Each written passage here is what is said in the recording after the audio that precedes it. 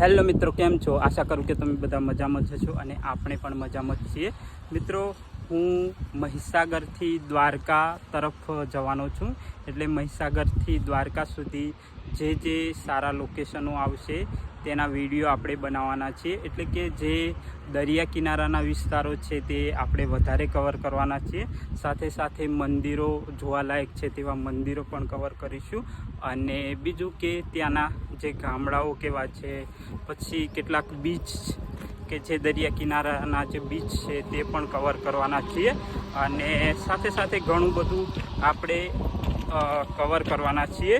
તો આપણે આ જે મહીસાગરથી દ્વારકાની જે સિરીઝ છે તે તમે જરૂર જોજો.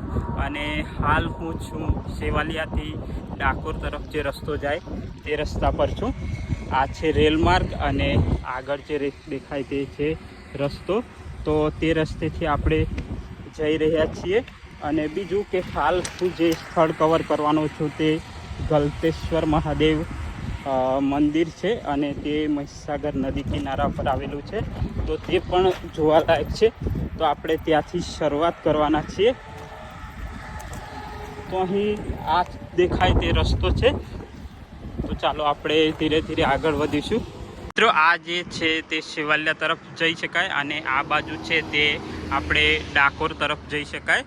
પરંતુ આપણે અંબાવાવથી વળી જઈશું અને ત્યાંથી જઈશું આપણે ગલતેશ્વર.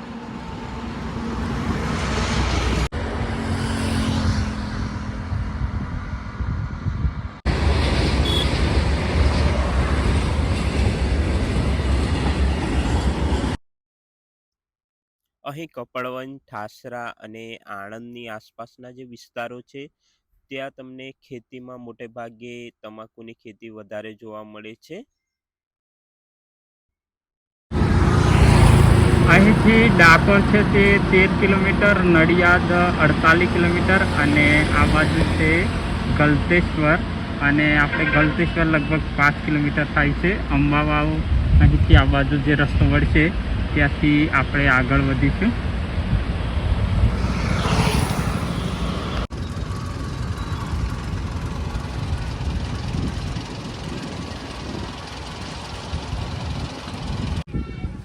અત્યારે લગભગ 2 વાગી ગયા છે, એટલે કે બપોરનો ટાઈમ છે. એટલે આપણે થોડી વાર અહીં બેઠા છીએ. અને સામે તમે જોઈ શકો છો કે હાલ ચૈત્ર નવરાત્રિ ચાલે છે. એટલે કે રથ લઈને જનારા ભાવિ ભક્તો અહીં ભોજન માટે અને આરામ માટે રોકાયા છે.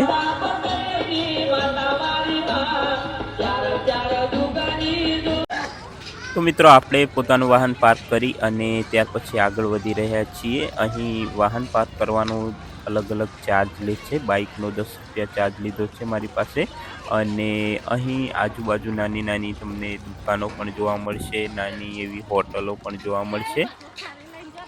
અને અત્યારે ઉનાળાનો ટાઈમ છે, એટલે કે રસની ને એવી બધી દુકાનો જોવા મળશે. તો ચાલો આપણે દર્શન કરવા માટે જઈશું.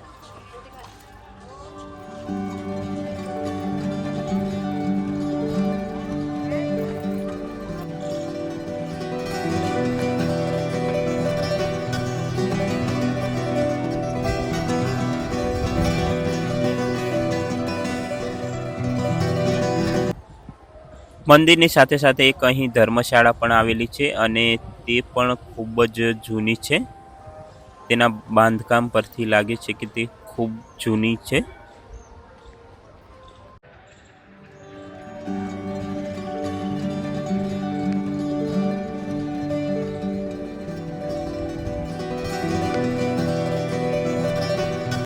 આપણે સૌથી પહેલા મંદિરની નીચે આસપાસ બગીચો આવેલો છે ત્યાં આવ્યા છીએ. અને આસપાસ તમને નાના નાના કેટલાક જૂના સમયના અવશેષો તમને જોવા મળશે. અને તેમાં કેટલાક ભગવાનની મૂર્તિઓ છે અને તે સમયે જે મંદિર બનેલું છે તેના અવશેષો અહીં તમને જોવા મળશે. જ્યારે તમે આવો તો આ નીચે તરફ જરૂર આવજો, તો જેથી તમને પણ ઘણું બધું જાણવા મળશે, જોવા મળશે. કારણ કે આ મંદિર છે તે ખૂબ જ જૂનું છે, એટલે કે લગભગ 12મી સદીની અંદર બનાવેલું છે. ચાલો હવે આપણે અંદર બી જઈશું અને ભગવાનના દર્શન કરીશું. મિત્રો, મંદિર આવી રીતે છે.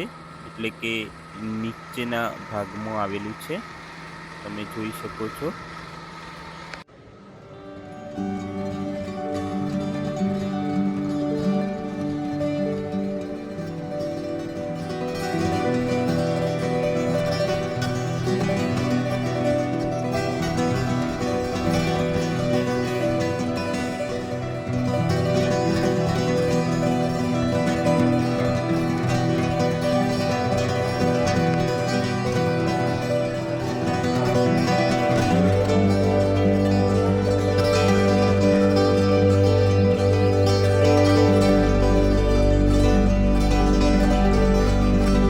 મિત્રો, આજે મારી પાછળ જે મંદિર દેખાય તે 12મી સદીની અંદર બાંધવામાં આવેલું હતું, એટલે કે તે ખૂબ જ જૂનું છે.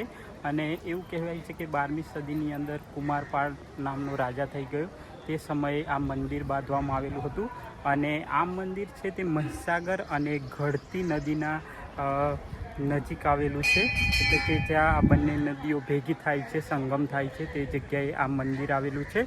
હવે આપણે મહીસાગર નદી છે ત્યાં ખૂબ જ મોટા પ્રમાણમાં લોકો નાહવા માટે આવે છે, તો આપણે તે જગ્યા પણ જોઈશું.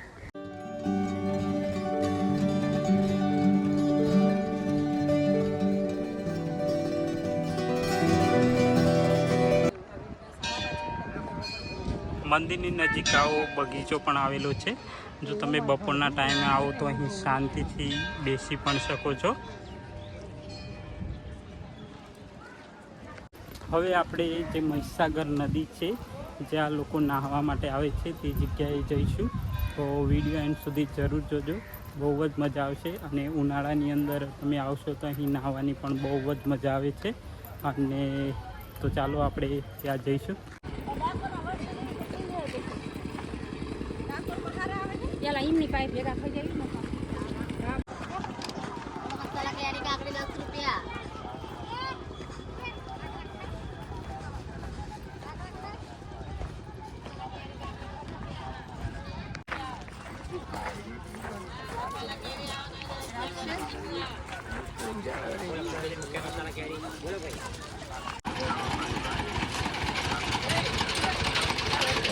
મિત્રો, આપણે ઉનાળાની અંદર નાહવા માટે આવીએ તો ચાલે, પરંતુ ચોમાસાની અંદર નાહવા માટે અહીં ના આવવું જોઈએ. કારણ કે ચોમાસાની અંદર તમે જોશો તો આ સામે જોશો ત્યાંથી તે છેક અહીંયા સુધી નદી હોય તે ભરાઈ જતી હોય છે. તો આવા ટાઈમે નાહવા માટે આવવું નહીં.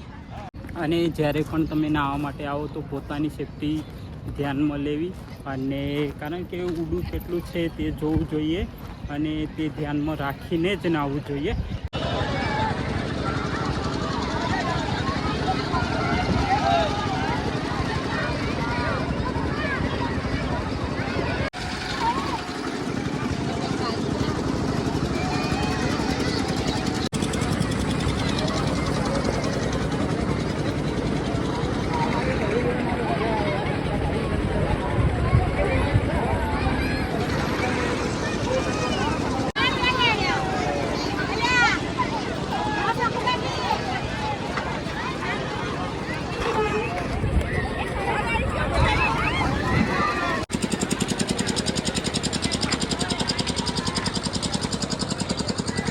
મિત્રો, ગરમી બહુ જ છે એટલે નાહવાની પણ અહીં બહુ જ મજા આવે છે, પરંતુ ઊંડું કેટલું છે તે ધ્યાનમાં રાખીને નાહવું બહુ જરૂરી છે.